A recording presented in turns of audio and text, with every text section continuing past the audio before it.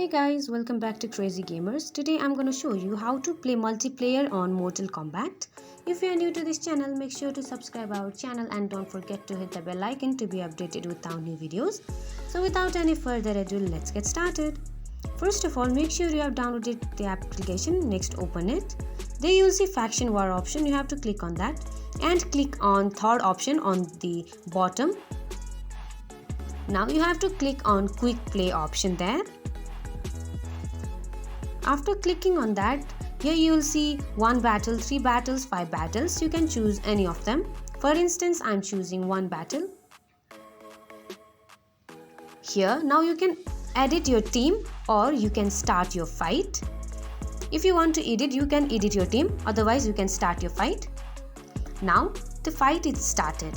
So this is how you play multiplayer on Mortal Kombat. I hope you find this video helpful. If so, don't forget to give us a big thumbs up and we'll see you in next video. Till then, have a good day. Bye bye.